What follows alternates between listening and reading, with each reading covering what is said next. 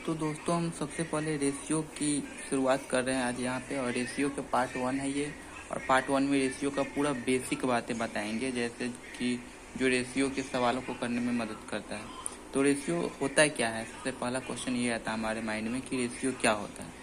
Ratio क्या होता है, तो रेशियो क्या होता है इस पर हम सबसे पहले बात करते हैं। रेशियो देखिए, रेशियो के लिए 3 गो बात याद रखिएगा कि रेशियो ना हमेशा सिंपलेस्ट फॉर्म होता है किसी भी संख्या का। जैसे हम बात करें, रेशियो एक प्रकार का कंपैरिजन होता है। रेशियो एक प्रकार का कंपैरिजन मतलब किसी भी चीज़ से कंपैरिजन कर रहे हैं हम यहाँ पे, कंपैरिजन। जैसे कोई ए है, ए एक लड़का है और एक लड़का बी है, ठीक है। ए के पास 10 रुपये है और बी के पास 20 रुपये है।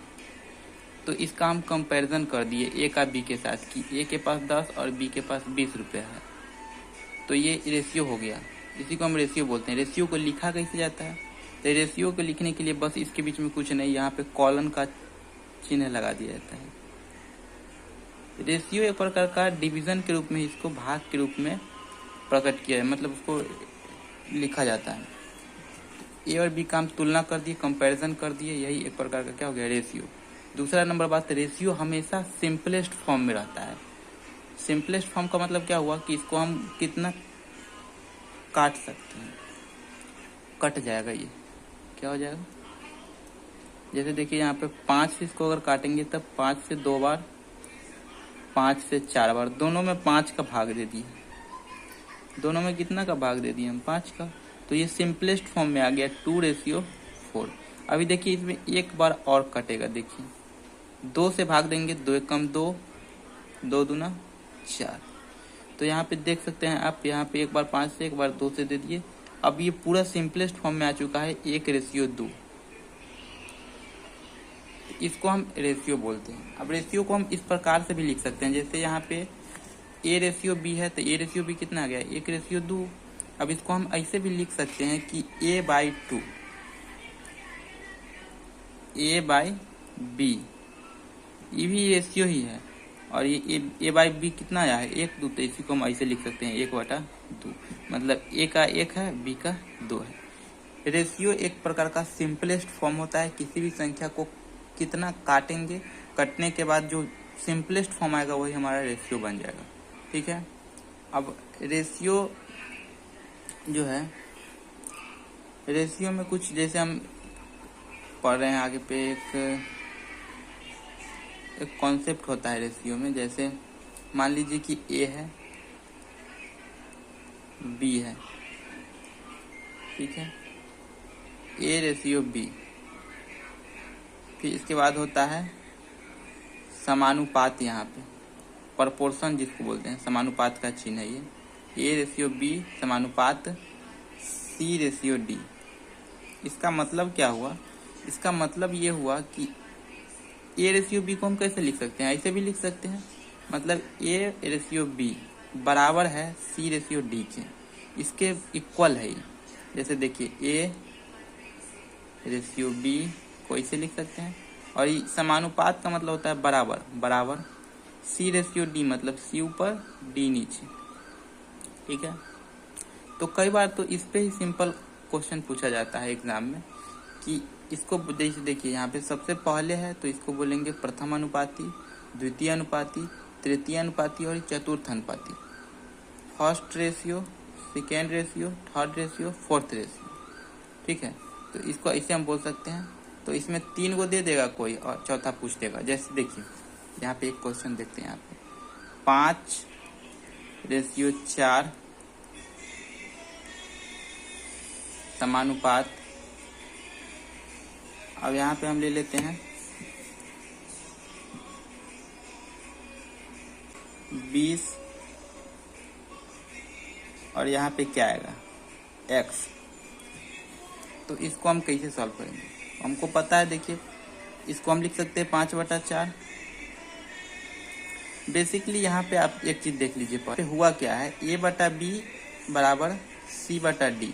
तो यहाँ पे हम क्या, 4 इसको हम लिख सकते हैं, ठीक है। और इसका मतलब क्या होता है, बराबर 20 ऊपर है, नीचे कितना है, x है, अब इसका क्रॉस मल्टीप्लाई कर दीजिए यहाँ से। तो क्रॉस मल्टीप्लाई करेंगे तो क्या हो जाएगा, क्रॉस मल्टीप्लाई करेंगे तो ये हो जाएगा 5x, और उधर जाएगा तो 20 चौका कितना हो जाएगा 80, और यहाँ से अगर हम x का मान निकालेंगे तो कितना निकल जाएगा, x का मान 16 निकल जाएगा। इतना तो उम्मीद है कि आप लोग को समझ में आ गया होगा। ठीक है, अब एक कॉन्सेप्ट होता है रेशियो में, जैसे रेशियो है, कोई नंबर है मान लीजिए, अब कोई नंबर ले लीजिए जहाँ पे जैसे कि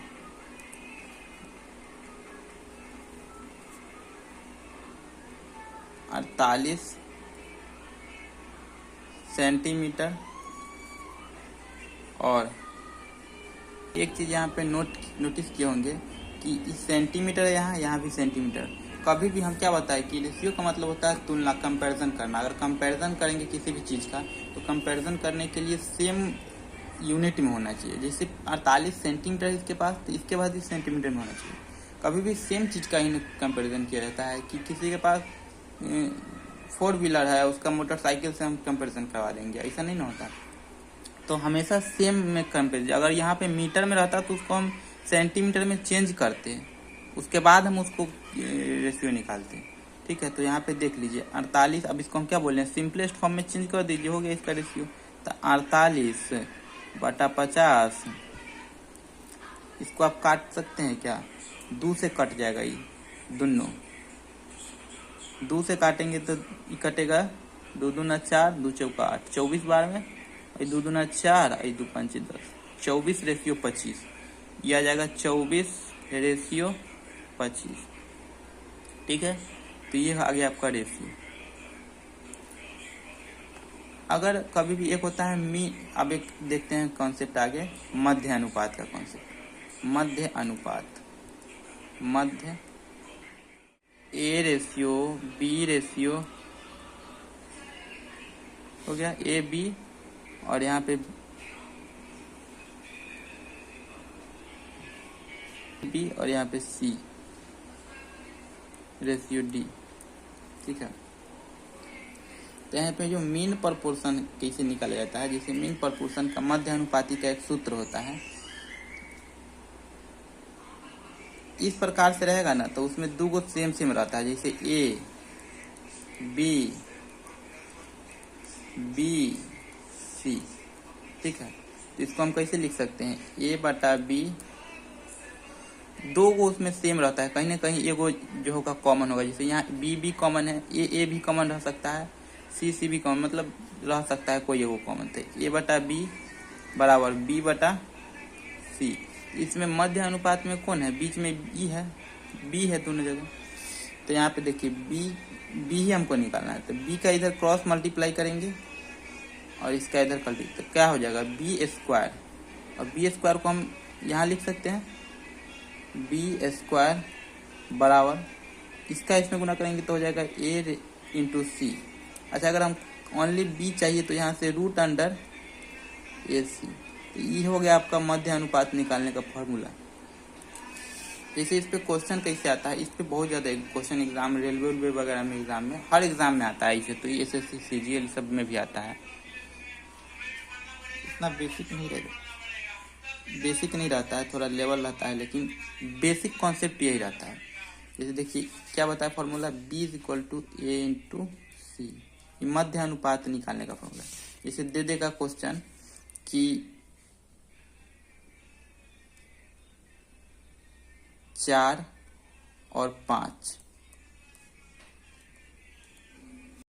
तो अगर आपसे कोई पूछ दे कि 4 और 5 का मध्य अनुपात क्या होगा, तो इसके लिए बस यही फॉर्मूला है। 4 और 5 है तो ये इसको A मान लीजिए, और इसको C मान लीजिए, इसको और इसको A मान लीजिए। तो यहाँ पे क्या हो जाएगा, B मध्य अनुपात है, B बराबर क्या हो जाएगा, √A × C, 4 × 5, तो यहाँ से क्या निकल जाएगा, √20। समझ में? तो ऐसे ही इस पे क्वेश्चन बनता है। मध्य अनुपात का होता है B = √AC। अगर यहाँ से मान लीजिए यहीं से अगर पूछ दे तृतीय अनुपात, जैसे मध्य अनुपात है ना, तो यहाँ से प्रथम अनुपात या तृतीय अनुपात भी पूछ सकता है। तृतीय अनुपात निकालने का क्या हो जाएगा फॉर्मूला यहाँ से, जिससे c बराबर यहाँ से निकालना होगा। तो यहाँ पर देखिए, अगर यहाँ से हमको c बराबर निकालना होगा तो c बराबर यहाँ से क्या हो जाएगा, c बराबर बी स्क्वायर तो इधर पहले से है बटा a। सिंपल है, बस तृतीय अनुपात अगर पूछ दिया तो ये हो जाएगा। तो तृतीय अनुपात मान लीजिए कोई दे दिया क्वेश्चन में पूछ दे कि तृतीय अनुपात बताइए, तो तृतीय अनुपात बताने का यहाँ फार्मूला हम बता दिए हैं। अब तृतीय अनुपात देखिए कैसे बता सकते हैं, जैसे मान लीजिए कोई 25 और 5 का तृतीय अनुपात बताइए।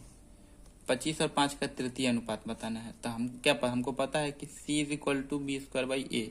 तो यहाँ पे पहले जो है वो a हो जाएगा और जो बाद में है वो b हो जाएगा। हमको c निकालना है, तो c बराबर क्या हो जाएगा, बी स्क्वायर बाई ए, मतलब 5 का स्क्वायर 25 बटा कितना है 25 है तो बटा 25, तो 5 का स्क्वायर 25 बाई 25 तो पूरा कट जाएगा, तो c बराबर 1 ही आ जाएगा। तो इस टाइप से हम ऐसे ही रैंडमली एग्जाम्पल लिए थे, ठीक है। तो इस टाइप से आता है क्वेश्चन, ठीक है। तो पहले वाला ए और बाद वाला बी होता है।